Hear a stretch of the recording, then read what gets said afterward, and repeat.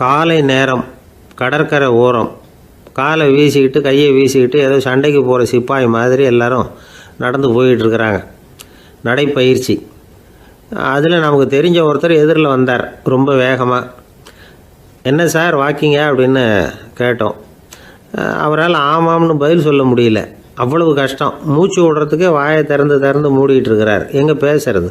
கொஞ்சம் நின்று நிதானித்து மூச்சு விட்டுட்டு அதுக்கப்புறம் சொன்னார் ஆமாம் அப்படின்னு. என்ன சார் இவ்வளவு வேகம்னோ? உங்கள் பேச்சை கேட்டுவிட்டு தான் சார் நடக்க ஆரம்பித்தோம். நீங்கள் தான் அடிக்கடி சொல்லிகிட்டு இருந்தீங்க நடக்கிறது நல்லதுன்னு. அன்னையிலேருந்து ஆரம்பிச்சுட்டேன். ஆனால் ரொம்ப கஷ்டமாக இருக்குது சார். இப்போ பாருங்கள், உங்கள்கிட்ட சுலபமாக பேசக்கூட முடியல, மூச்சு வாங்குது, உடம்பு கூட வலிக்கிறது மாதிரி இருக்குது அப்படின்னு அவர் பாட்டுக்கு பேச ஆரம்பிச்சிட்டார். உங்களை யார் சார் இவ்வளவு வேகமாக நடக்க சொன்னது? வேகத்தை குறைங்க, மெதுவாக நடங்க அப்படின்னோம். நீங்கள் நடக்கிறதுனால என்னென்ன சௌகரியம்னு அன்னைக்கு சொன்னீங்களே தவிர சௌகரியமாக நடக்கிறது எப்படின்னு சொல்லலையே அப்படின்னார் அவர். இன்னமும் லேசாக மூச்சு வாங்கிக்கிட்டே சொன்னால் கூட இவர் சொல்கிறதுலேயே ஒரு நியாயம் இருக்குது. அதனால் இந்த நடைப்பயிற்சி பண்ணுறவங்க கவனிக்க வேண்டிய சில முக்கியமான குறிப்புகள் இருக்குது. அது என்னென்னங்கிறத அவங்க தெரிஞ்சுக்கணும். அது தெரிஞ்சு வச்சுக்கிறது நல்லது. இதெல்லாம் மருத்துவ நிபுணர்கள் சொல்கிற குறிப்புகள். அவங்க என்ன சொல்கிறாங்க தெரியுமா? உங்கள் வயசு 40க்கு மேலேயா? உங்கள் எடை இருக்க வேண்டியதை விட 10 கிலோ அதிகமாக இருக்குதா? நீங்கள் புகை பிடிக்கிறவரா? இதய நோய், இரத்த நாள நோய், உயர் இரத்த அழுத்தம் இப்படி ஏதாவது உங்களுக்கு உண்டா? அப்படின்னா நீங்கள் உங்கள் இஷ்டத்துக்கு வரிஞ்சு கட்டிக்கிட்டு நடைப்பயிற்சி பண்ண ஆரம்பிச்சிடாதீங்க. முதல்ல ஒரு மருத்துவ பரிசோதனை பண்ணிக்கோங்க, அதுதான் நல்லது அப்படின்னு அவங்க சொல்கிறாங்க. நடக்கிறப்போ, உடற்பயிற்சி செய்கிறப்போ மார்பு பகுதியில் அல்லது வேறு எங்கேயாவது தொடர்ந்து வலி இருந்ததுன்னா பயிற்சியை நிறுத்திவிட்டு டாக்டரை போய் பார்க்கணும். நடைப்பயிற்சி பண்ணுறப்போ உங்கள் சக்திக்கு தகுந்த மாதிரி மெதுவாக அதிக கஷ்டம் இல்லாமல் முன்னேறலாம். அங்கே என்ன போட்டியாக வைக்கிறாங்க? முந்திக்கிட்டு போய் என்ன பண்ண போகிறோம்? பரிசாக வாங்க போகிறோம். அதனால் நிதானம் அவசியம் அப்படிங்கிறது அவங்க ஆலோசனை. தொந்தரவு கொடுக்காத ஷூ, ட்ரெஸ்ஸு இதுகளை உபயோகப்படுத்துங்க. பாதத்தில் ஆடு தசை இருக்குல்ல, அங்கே ஏதாவது பிரச்சனை இருந்ததுன்னா டாக்டரை பாருங்கள். இந்த பாதத்தில் வலி வரும் அந்த இடத்துல. வெயில் காலமாக இருந்தால் தலைக்கு தொப்பி வச்சுக்கோங்க. பனியில் நடந்தாலும் அப்படி தான். தலையை பத்திரமா பார்த்துக்குங்க. நம்மக்கிட்ட ஏதோ கொஞ்சம் உருப்படியாக தெரியறது அது தானே. உடற்பயிற்சிக்கு முன்னாடி பின்னாடி பயிற்சி செய்கிறப்போ நிறைய தண்ணி குடிக்கலாமா. முதல் 1 மாதத்துக்கு கொஞ்சம் தளர்த்தியாக சாவகாசமாக நடக்கலாம். மணிக்கு 3 அல்லது 4 கிலோமீட்டர் வேகம்னு வச்சுங்களேன். அதுக்கப்புறம் வேகத்தை அதிகப்படுத்தலாம். மணிக்கு 6 அல்லது 8 கிலோமீட்டர் அளவுக்கு நடக்கலாம். நல்லா கையை வீசிக்கிட்டு நடக்கணும். மூச்சு விடுற எண்ணிக்கை அதிகரிக்கணும். இது மாதிரி ஒரு 30 நிமிஷம் நடக்கலாம். தனியாக நடந்து போகிறதுக்கு உங்களுக்கு என்னமோ மாதிரி இருக்குதா? கூட யாரையாவது சேர்த்துக்குங்க. ஒரு குரூப்பாக சேர்ந்து போகலாம். நடக்கிறதுங்கிறத ஒரு சந்தோஷமான சமாச்சாரமாக ஆக்கிக்கணும். தினம் இப்படி நடக்க வேண்டி இருக்குதே அப்படின்னு புலம்பிக்கிட்டே போகக்கூடாது. சில பேர் நடக்கிறப்போ கடந்த காலத்தை அசை போட்டுக்கிட்டே போவாங்க. சில பேர் வருங்காலத்தை அசை போட்டுக்கிட்டே போவாங்க. சில பேர் முக்கியமான திட்டம்லாம் இப்படி நடக்கிறப்போ தான் தீர்மானம் பண்ணுவாங்க. நடக்கிறதுனால மன இறுக்கம் குறையுது, பரபரப்பு குறையுது, மன ஆற்றல் பெருகுது, தன்னம்பிக்கை வளருது, முதுமை தள்ளி போகுது, செயல்திறன் அதிகரிக்குது. இதை தவிர உடம்புக்கும் பல விதமான சௌகரியங்கள் ஏற்படுது. அதனால் இது வரைக்கும் நடக்க ஆரம்பிக்காதவங்க இனிமேல் இந்த குறிப்புகளை கவனத்தில் வச்சுக்கிட்டு நடக்க ஆரம்பிச்சுடலாம். சார்லஸ் லேம்ப் அப்படின்னு ஆங்கில இலக்கிய மேதை ஒருத்தர். அவர் ஒரு தரம் உடம்பு சரியில்லைன்னு டாக்டர்கிட்ட போனாராம். டாக்டர் அவரை பார்த்துட்டு, நீங்கள் தினமும் காலையில் வெறும் வயத்தில் நடக்கணும் அப்படின்னாராம். வெறும் வயத்தில் நடக்கிறதுக்கு நான் தயார், ஆனால் வயிறு கிடைக்கணுமே சார். யார் வயத்து மேலே நடக்கிறது டாக்டர் அப்படின்னு கேட்டாராம் இவர். தானத்தில் சிறந்தது எது அப்படின்னு ஒரு கேள்வியை கேட்டு, தானத்தில் சிறந்தது நிதானம் அப்படின்னு அதுக்கு ஒரு பதிலும் சொல்கிறவங்க உண்டு. நிதானம் ரொம்ப அவசியம். அதுவும் இன்றைய உலகத்துக்கு ரொம்ப அவசியம். இன்றைக்கி உலகம் ரொம்ப பரபரப்பாக போய்கிட்டு இருக்குது. பொறுமையாக இருக்கணும்னு நினைக்கிறவங்களால கூட அப்படி இருக்க முடியறதில்ல. பொறுமையை சோதிக்கிறது மாதிரி பல சம்பவங்கள். அதையெல்லாம் சந்திச்சே தீர வேண்டியிருக்குது. எங்கே போனாலும் க்யூவில் நிற்க வேண்டியிருக்குது. எங்கே போனாலும் காத்துக்கிட்டு இருக்க வேண்டியிருக்கு.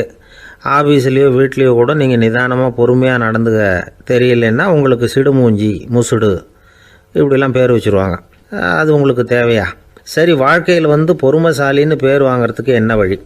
முதல் பாயிண்ட், நீங்கள் நினைக்கிறது, எதிர்பார்க்கறது, செய்கிறது எல்லாமே 100% கரெக்டாக நடக்கணும்னு ஆசைப்படக்கூடாது. எதுவாக இருந்தாலும் அதில் ஓரளவுக்கு தவறு நடக்கலாம் அப்படிங்கிறத எதிர்பார்த்தே இருக்கணும்.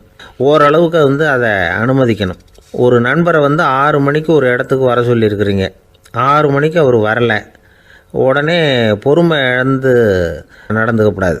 ஒரு 10 நிமிஷம் டிலே ஆகலாம். ஒரு வர்ற வழியில் வந்து பஸ்ஸு கூட ஏதாவது டிராஃபிக்கில் மாட்டியிருக்கலாம். அதெல்லாம் எதிர்பார்த்தே கொஞ்சம் காத்திருக்கிறதுல ஒன்றும் தப்பு இல்லை. சில சமயம் டிலே ஆகிறது கூட நல்லதாக முடியும்.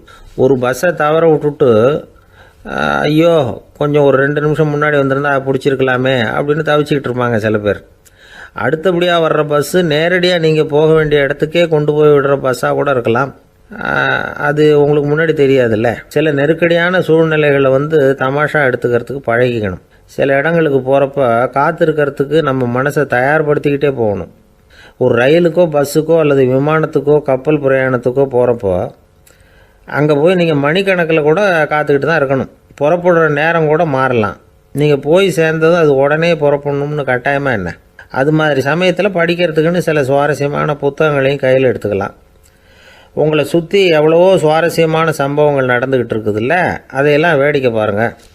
எதுக்காக காத்துக்கிட்டு இருக்கிறோமோ அந்த காரியத்தில் உண்மையாகவே நமக்கு ஒரு அக்கறை இருந்தால் நமக்கு போர் அடிக்காது. சில கோயில்களில் பார்த்துருப்பீங்க, தரிசனத்துக்காக பக்தர்கள் நாள் கணக்கில் காத்துக்கிட்டு இருப்பாங்க. அவங்களெலாம் அழுத்துக்கிறது இல்லை. ஆண்டவனை தரிசிக்கணுங்கிற உண்மையான அக்கறை இருக்கிறதுனால அவங்களுக்கு போர் அடிக்கிறது இல்லை. ஆனால் சில சினிமா தியேட்டரில் கூட பார்க்கலாமே, சினிமா கியூ கூட அப்படி தான். சாயந்தரம் 6 மணி ஆட்டத்துக்கு காலம்பரம் 6 மணிக்கே போய் கூட காத்துக்கிட்டு இருப்பாங்க. அவங்களுக்கெல்லாம் போர் அடிக்காது, படம் பார்க்குற ஆர்வம்.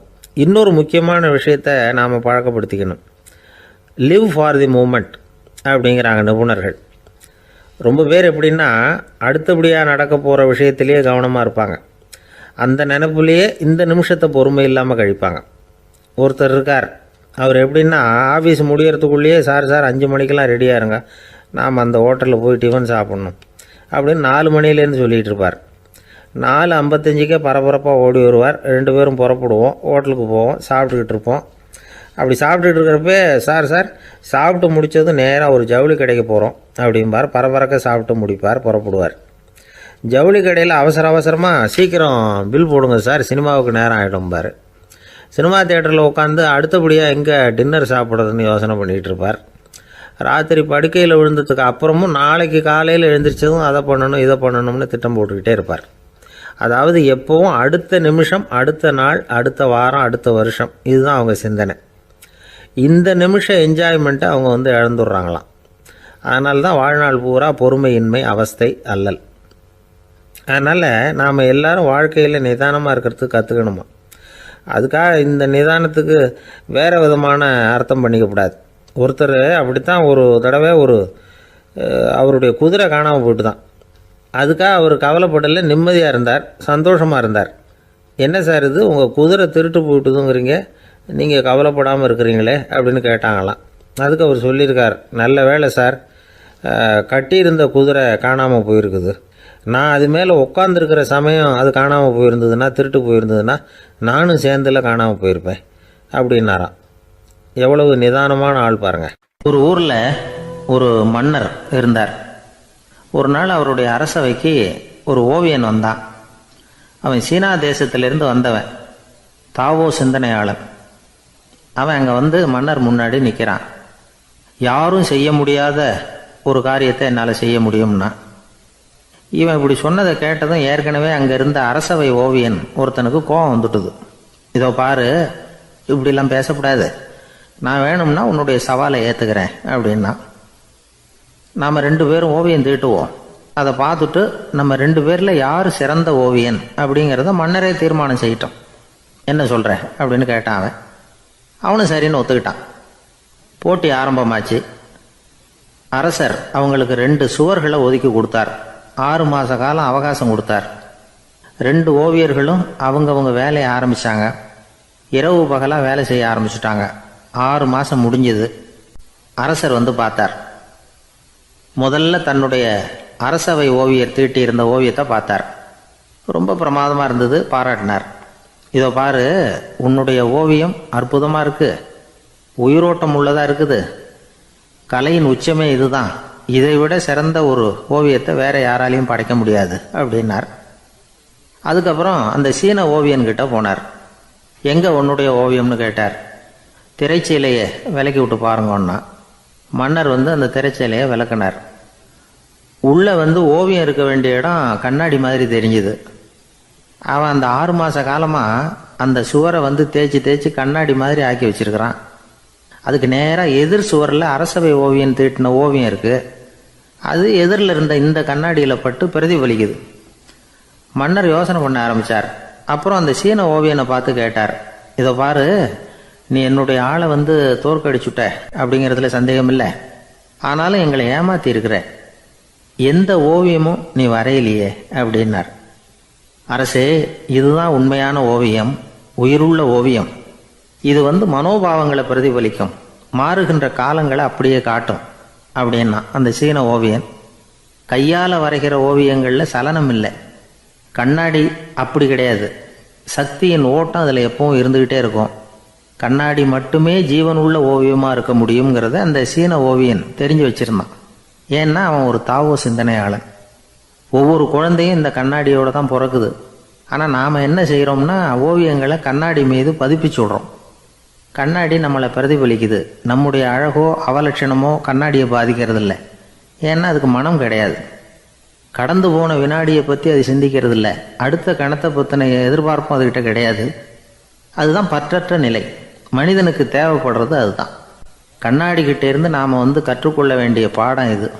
வாழ்க்கையில் மனிதர்களை நேசிக்கலாம், உலகின் அழகையெல்லாம் பிரதிபலிக்கலாம், ஆனால் எதையும் பற்றி கொண்டு விடக்கூடாது அப்படிங்கிறது பெரியவர்கள் அறிவுரை. துயரம்ங்கிறது பற்றுக்களின் சாயை. கண்ணாடி முன்னாடி நிற்கிறப்போவெல்லாம் நமக்கு இந்த ஞாபகம் வரணுமா. ஒரு குடும்பத் தலைவர் ஒரு நாள் காலையில் விடிஞ்சு எழுந்திரிச்சதும் சத்தம் போட்டார். யார் இந்த கருங்குரங்கு படத்தை என் ரூமில் கொண்டாந்து மாட்டி வச்சது அப்படின்னு கத்தினார். சமையல் கட்டிலிருந்து மனைவி பதில் சொன்னாங்க, தூக்க கலக்கத்தில் உளராதுங்க, நல்லா பாருங்க, அது படம் கிடையாது, முகம் பார்க்குற கண்ணாடி அப்படின்னாங்க. ஒரு பள்ளிக்கூடம் வகுப்பு நடந்துக்கிட்டு இருக்கு. ஆசிரியர் பாடம் நடத்திக்கிட்டு இருக்கிறார். நடத்தி முடித்த உடனே கேட்டார், மாணவர்களே, இதுவரைக்கும் நான் நடத்தின பாடத்தில் உங்களுக்கு ஏதாவது சந்தேகம் இருக்கா அப்படின்னு கேட்டார். அப்புறம் ஒவ்வொருத்தராக கேட்டார். ஒரு மாணவன் எழுந்திரிச்சான். சார், எனக்கு சந்தேகம் எதுவுமே இல்லைன்னா. ஏன்னு கேட்டார். ஏன்னா எனக்கு நீங்கள் நடத்தின பாடம் தெளிவாக புரிஞ்சுட்டுது, அதனால் சந்தேகம் வரலன்னா. இன்னொரு மாணவன் எழுந்திரிச்சான். சார், எனக்கும் சந்தேகம் எதுவும் இல்லைன்னா. ஏண்டான்னு கேட்டார்.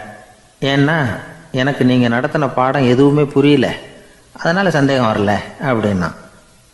இந்த இடத்துல நாம் கொஞ்சம் சிந்திச்சு பார்க்கணும். இந்த உலகத்தில் எல்லாம் புரிஞ்ச ஒருத்தனுக்கும் சந்தேகம் வராது, எதுவுமே புரியாத ஒருத்தனுக்கும் சந்தேகம் வராது. அறகுறையாக புரிஞ்சுக்கிட்டவன் இருக்கான் பாருங்க, அவனுக்கு தான் அடிக்கடி சந்தேகம் வரும். ஆக மாணவர்களை இந்த 3 வகையாக பிரிக்கலாம். அதே மாதிரி தான் மனிதர்களையும் 3 வகையாக பிரிக்கிறாங்க ஆன்மீகவாதிகள். ஒரு ஆன்மீக பெரியவர் என்ன சொல்கிறார் தெரியுமா? இந்த உலகத்தில் 3 வகையான மனிதர்கள் இருக்கிறாங்களாம். முதல் வகை எப்படி தெரியுமா? இவங்களுக்கு எதையும் தெரிஞ்சுக்கணுங்கிற அவசியமே கிடையாது. ஏன்னா அவங்களுக்கு எல்லாமும் தெரியும். இவங்க ஞானத்தின் முழு வடிவாக இருக்கிற காரணத்தினால அவங்களுக்கு எந்த சந்தேகமும் இல்லை, எந்த கேள்விகளும் கிடையாது. இந்த நிலையில் இருக்கிறவன் கிருஷ்ணன். எல்லாத்துக்கும் விட தெரிஞ்சுக்கிட்ட நிலையில் அவன் விடையாக மாறிவிட்டான் அப்படின்னு சொல்லுவாங்க. 2வது நிலையில் இருக்கிறவன் அர்ஜுனன். இவனுக்கு எப்போ பார்த்தாலும் கேள்விதான், சந்தேகம்தான். பதில் சொல்ல சொல்ல அவனுக்கு இருக்கிற சந்தேகமும் அதிகமாகிக்கிட்டே இருக்கும், குறையவே குறையாது. அர்ஜுனன் மாதிரி உள்ளவங்க எப்பவும் கேள்வி கேட்டுக்கிட்டே இருப்பாங்க. ஒரு கேள்விக்கு விட கிடைச்சுட்டுன்னு வைங்க, உடனே இன்னொரு கேள்வி அவங்ககிட்ட இருந்து வரும். கிருஷ்ணனுடைய நிலை எப்படின்னா அது கேள்விகளே அற்ற ஒரு நிலை. அர்ஜுனனுடைய நிலை எப்படின்னா அது கேள்விகளை தவிர வேறு எதுவும் அற்ற ஒரு நிலை.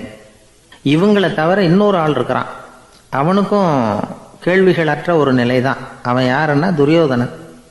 இவனுக்கு தெரிஞ்சுக்கணுங்கிற எண்ணமே சுத்தமாக கிடையாது.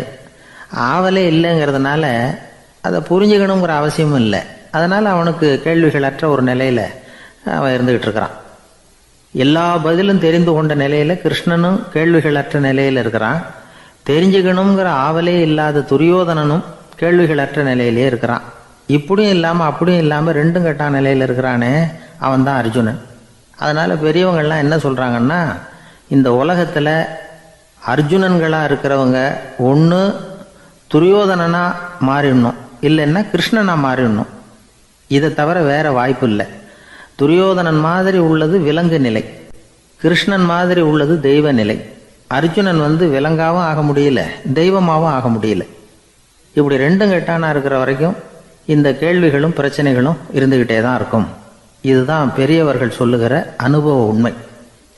ஒரு ஆசிரியர் ரொம்பவும் விரிவாக விளக்கமாக பாடம் நடத்தின பிறகு, மாணவர்களே ஏதாவது சந்தேகம் இருந்தால் கேளுங்கன்னாராம். ஒரு மாணவன் எழுந்திரிச்சான். சார், எனக்கு ஒரு சந்தேகம்னா. என்னன்னு கேட்டார். இது வரைக்கும் என்ன பாடம் சார் நடத்துனீங்க அப்படின்னா அந்த பையன். ஒரு ஊரில் ஒருத்தர் இருந்தான். ஏதோ ஒரு சின்ன அலுவலகத்தில் வேலை பார்த்துக்கிட்டு இருந்தான். ரொம்ப ஏழை. வர்ற கொஞ்சம் வருமானத்தை வச்சு வாழ்க்கையை ஓட்டிகிட்டு இருந்தான். ஒரு நாள் தெரு வழியாக அவன் நடந்து வந்துக்கிட்டு இருக்கிறான். தெருவில் ஒரு காசு கிடந்தது. அதை பார்த்துட்டான். அது குனிஞ்சு எடுத்தான். அது ஒரு பழங்கால காசு. அந்த காசு நடுவில் ஒரு துளை இருந்தது. அதாவது துளையிட்ட நாணயம். பழங்காலத்தில் புழக்கத்தில் இருந்த ஒரு நாணயம் அது. துளையிட்ட நாணயம் கிடச்சிதுன்னா ரொம்ப நல்லது, அது அதிர்ஷ்டம் அப்படின்னு ஒரு நம்பிக்கை உண்டு. இவன் கையில் அது கிடைச்சதும் ரொம்ப சந்தோஷப்பட்டான்.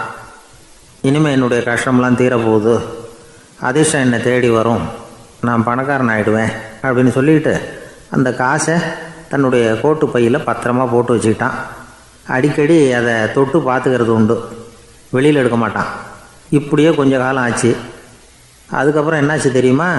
நிஜமாகவே அதிர்ஷ்டம் அவனை தேடி வர ஆரம்பிச்சுட்டுது. செல்வம் குவிஞ்சுது.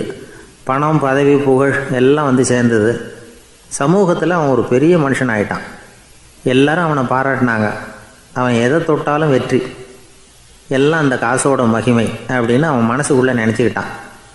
தினமும் காலையில் அந்த கோட்டை போட்டுக்கிட்டு தான் வெளியில் கிளம்புவான். புறப்படுறதுக்கு முன்னாடி கோட்டு பாக்கெட்டை தொட்டு பார்த்துக்குவான், உள்ளே காசு இருக்கா அப்படிங்கிறத உறுதிப்படுத்திக்குவான். அதுக்கப்புறம் தான் வெளியில் கிளம்புவான். இப்படியே பல வருஷம் ஓடி போச்சு. ஒரு நாள் அவனுக்கு அந்த ஆசை வந்துட்டுது. அதாவது அந்த துளையிட்ட நாணயத்தை எடுத்து கண்ணால் பார்க்கணும் அப்படின்னு. காலையில் சாப்பிட்டுக்கிட்டு இருந்தான். அப்போ தன்னுடைய மனைவிகிட்ட சொன்னான், ரொம்ப நாளைக்கு அப்புறம் என்னுடைய அந்த நாணயத்தை இன்றைக்கி வெளியில் எடுத்து பார்க்க போகிறேன்னா. என்னத்துக்கு அது, இப்போ அதை பார்க்க வேணாமே அப்படின்னு மெதுவாக இழுத்தாங்க அந்த அம்மா. இல்லை நான் பார்த்தே தீரணும் அப்படின்னு அவன் தன்னுடைய சட்டை பைக்குள்ளே கையை விட்டான். உள்ளே இருந்த நாணயத்தை வெளியில் எடுத்தான். பார்த்தா அவனுக்கு ஆச்சரியமாக போச்சு. அந்த நாணயத்தில் தொலையே இல்லை. என்ன ஆச்சு அப்படின்னு சொல்லி அவன் ரொம்ப குழம்பி போயிட்டான். இப்போ அந்த அம்மா சொன்னாங்க, நான் தான் ஒரு நாள் உங்கள் கோட்டு ரொம்பவும் தூசியாக இருக்கேன்னு சொல்லி அதை ஜன்னலுக்கு வெளியில் உதறினேன். உள்ளே இருந்த அந்த காசு அப்போ எனக்கு தெரியாது, ஞாபகத்தில் இல்லை. அது தெருவில் விழுந்துட்டது போல இருக்கு. அதுக்கப்புறம் எவ்வளவோ தேடி பார்த்தேன், கிடைக்கல. அதுக்குள்ளே அதை யாரோ எடுத்துகிட்டு போயிட்டாங்க போல இருக்கு. அது இல்லைங்கிறது உங்களுக்கு தெரிஞ்சால் வருத்தமாக இருக்குமேங்கிறதுக்காக நான் தான் வேறு ஒரு நாணயத்தை எடுத்து சட்டை பைக்குள்ளே வச்சுட்டேன் அப்படின்னு விவரத்தை சொன்னாங்க அந்த அம்மா. இது எப்போ நடந்ததுன்னு கேட்டான். உங்களுக்கு அந்த காசு கிடைச்சதே அன்றைக்கி மறுநாளே இது நடந்து போச்சு அப்படின்னாங்களாம். இதை கொஞ்சம் யோசனை பண்ணி பாருங்கள். அவனுக்கு அதிர்ஷ்டத்தை கொடுத்தது அந்த நாணயம் இல்லை, அவனுடைய நம்பிக்கை, அதாவது தன்னம்பிக்கை. அதுதான் வேலை செஞ்சுருக்கு. இதிலிருந்து நாம் தெரிஞ்சுக்க வேண்டியது என்னென்னா, வாழ்க்கையில் முன்னேற நினைக்கிறவங்களுக்கு தன்னம்பிக்கை ரொம்ப முக்கியம். அது இல்லைன்னா முன்னேற முடியாது. ஒருத்தன் சொன்னானா, நான் எப்போவுமே என்ன தான் சார் நம்புவேன், மற்றவங்கள நம்ப மாட்டேன். நேற்றுக்கு பாருங்கள், திடீர்னு 10 பேர் என்னை அடிக்க வந்துட்டாங்க, நான் ஒருத்தனாகவே அதை சமாளித்தேன் அப்படின்றான் ரொம்ப பெருமையாக. அது எப்படின்னு கேட்டாங்களாம். ஒரே ஓட்டமாக அங்கேருந்து ஓடி வந்துட்டேன் அப்படின்னு நானா. வாழ்க்கையில் ரொம்பவும் அடிபட்டு அல்லல் போட்டுக்கிட்டு இருக்கிற ஒருத்தர் வந்தார். மனசு ரொம்பவும் நொந்து போய் பேசினார். இந்த உலகத்தில் மனுஷனாக பிறந்ததை விட மாடாக பிறந்திருக்கலாம் சார் அப்படின்னார். திடீர்னு என்கிட்ட இப்படி சொன்னால் அதுக்கு நான் என்னங்க பண்ண முடியும் அப்படின்னேன். உங்ககிட்ட வரணும்னு தோணுச்சு, அதனால் வந்தேன் அப்படின்னார். சரிங்க, இப்படி ஒரு யோசனை வந்ததுக்கு என்ன காரணம் அப்படின்னு சொல்லி அவர்கிட்ட கேட்டேன். அதுக்கு அவர் சொன்னார், என் பையனுக்கு வேலை தேடுறேன் கிடைக்கல, பொண்ணுக்கு மாப்பிள்ளை தேடுறேன் கிடைக்கல, வீடு கட்டுறதுக்கு கடன் கேட்குறேன் கிடைக்கல. மாடாக பிறந்திருந்தா இது மாதிரி கவலையெல்லாம் கிடையாதுல்ல, பேசாமல் வைக்கோலை தின்னுக்கிட்டு அசை போட்டுக்கிட்டே கடந்து விடலாமே அப்படின்னார் அலட்சியமாக. அதுக்கப்புறம் தான் அவர் சொன்ன கருத்தை நானும் கொஞ்சம் அசை போட ஆரம்பித்தேன் மனசுக்குள்ளே. இப்போது இயற்கையை பொறுத்த வரைக்கும் அது நாம் எல்லாரும் மகிழ்ச்சியாக வாழணும் அப்படின்னு தான் விரும்புது. விலங்குகள், பறவைகள், தாவரங்கள், அப்புறம் மற்ற உயிரினங்கள் எல்லாமும் நல்லபடியாக இருக்கணும் அப்படிங்கிறது தான் இயற்கையோட விருப்பம். அதில் ஒன்றும் சந்தேகம் இல்லை. இயற்கையோட அமைப்பை கொஞ்சம் கவனித்து பார்த்தா அதை நாம் நல்லா புரிஞ்சுக்கலாம். இருந்தாலும் இந்த ஆள் சொன்னதை கேட்ட பிறகு தான் ஒரு முக்கியமான வேறுபாடு புரிஞ்சுது. அதாவது இந்த உலகத்தில் உள்ள முக்கியமான பிரச்சனைகள் 6. அந்த 6 பிரச்சனைகளும் ஆடு மாடுகளுக்கு கிடையாது, மரம் செடி கொடிகளுக்கு கிடையாது. ஆனால் மனுஷன் அந்த 6 பிரச்சனைகளையும் சந்திக்க வேண்டியிருக்கு. சரி, அந்த 6 பிரச்சனைகள் என்னென்ன தெரியுமா? முதல்ல இந்த ஆடு மாடுலாம் நமக்குன்னு சொந்தமாக ஒரு வீடு இல்லையே அப்படின்னு கவலைப்பட்டுக்கிட்டு இருக்கிறதில்ல. ஆனால் மனிதனுக்கு வீடு தேவைப்படுது. இது ஒரு வித்தியாசம். இப்போ 2வது பிரச்சனை என்னென்னா ஆடை பிரச்சனை. ஒரு கோழியோ சேவலோ நாம் போட்டுக்கிறதுக்கு ஒரு சட்டை இல்லையே அப்படின்னு கவலைப்படுறதில்ல. ஆனால் மனுஷனுக்கு அந்த கவலை உண்டு. சரி, இப்போ 3வது என்னன்னு பார்த்தா கல்வி பிரச்சனை. ஒரு பசுமாடு கவலையோடு நின்றுக்கிட்டு இருக்கு அப்படின்னு வச்சுக்குவோம். நீங்கள் அதுக்கிட்ட போய் ஏன் பசுமாடை கவலையோடு நின்றுக்கிட்டு இருக்கிற அப்படின்னு கேட்குறீங்க. என் கண்ணுக்குட்டிக்கு எல்கேஜியில் இடம் கிடைக்கல, டொனேஷன் கொடுக்கறதுக்கு கையில் பணமும் கிடையாது, சிபாரிசுக்கு யாரை பிடிக்கிறதுன்னு தெரியல, இப்படியா சொல்லிகிட்டு இருக்கோம். அதுக்கு அந்த கவலையெல்லாம் கிடையாது. ஆனால் மனிதனுக்கு அந்த கவலை உண்டு. 4வது என்னன்னு பார்த்தீங்கன்னா வேலைவாய்ப்பு பிரச்சனை. வேலை கிடைக்கலையே அப்படின்னு வேப்ப மரம் கவலைப்படுறதில்ல, ஆனால் மனுஷன் கவலைப்படுறான். 5வது என்னன்னு பார்த்தா கல்யாண பிரச்சனை. எருமை மாடு பசு மாடு எல்லாம் பொண்ணுக்கு மாப்பிள்ளை தேடிக்கிட்டாலே இது பேப்பரில் மணமகன் தேவை அப்படின்னு விளம்பரமாக கொடுக்குது, அதெல்லாம் கிடையாது. 6வது என்னன்னு பார்த்தீங்கன்னா பணம் சம்பந்தமான பிரச்சனை. ஆடு மாடுலாம் பணத்தை சேமிக்கணும்னோ ஏதாவது நிதி நிறுவனத்தில் முதலீடு பண்ணணும்னோ நினச்சிக்கிட்டு இருக்கிறதில்ல. பணத்தை எப்படி காப்பாற்றுறது அப்படிங்கிற கவலையும் அதுகளுக்கு கிடையாது. குதிரை குளம்போடு பிறக்குது, அதனால் அது காடு மேடெல்லாம் கவலை இல்லாமல் தெரியலாம். ஆடு உடம்புல ரோமத்தோடு பிறக்குது, அதனால் அது குளிரை பற்றி கவலைப்பட வேண்டிய அவசியம் இல்லை. ஆனால் மனுஷனை பார்த்திங்கன்னா அவன் தான் ஒன்றுமில்லாமல் பிறக்கிறான். ஏன் இந்த பாகுபாடு அப்படின்னு கேட்டால் இதை பற்றி கொஞ்சம் சிந்திச்சு பார்க்கணும். அதாவது இந்த சந்தேகத்தை ஒரு பெரியவர்கிட்டையும் கேட்டேன். அவர் சொன்னார் இதுக்கு பதில். அவர் இதே கேள்வியை இயற்கை கிட்ட கேட்டாராம். இயற்கை பதில் சொல்லிச்சான். வேறு யாருக்கும் கொடுக்காத ஒரு வலுவான கருவியை, ஒரு பவர்ஃபுல் வெப்பன் மனுஷனுக்கு கொடுத்துருக்குறேன்னு, அந்த கருவியை உபயோகப்படுத்தி அந்த 6 பிரச்சனையை மட்டும் இல்லை 6 கோடி பிரச்சனைகள் இருந்தாலும் அதையெல்லாம் சமாளிக்கலாம். அது கருவி என்ன தெரியுமா? அதுதான் 6வது அறிவு. அதை உபயோகப்படுத்தினா காலுக்கு செருப்பு தயார் பண்ணிக்கலாம், குளிருக்கு போர்வை தயார் பண்ணிக்கலாம், என்ன வேணும்னாலும் செய்யலாம் அப்படின்னு இயற்கை பதில் சொல்லிச்சான். அதனால் நாம் செய்ய வேண்டியது என்னென்னா இயற்கையை முதல்ல சரியாக புரிஞ்சுக்கணும். இயற்கையின் படைப்பையே நாம் சரியாக புரிஞ்சுக்கிறது இல்லையே, அதுதான் வேதனை. இந்த கதையை கேளுங்க. இப்போ நகரத்திலேருந்து ஒரு ஆள் கிராமத்துக்கு வந்தான். அங்கே ஒரு சிறுவன் மாடு மேய்ச்சிக்கிட்டு இருந்தான். நகரத்து ஆள் சொன்னான், எவ்வளோ அழகான பசு, அது சரி இதுக்கெல்லாம் ஏன் கொம்பு இல்லைன்னா. இதுக்கு அந்த பையன் பதில் சொன்னான், பசுமாட்டுக்கு கொம்பு இல்லாததுக்கு பல காரணங்கள் உண்டு.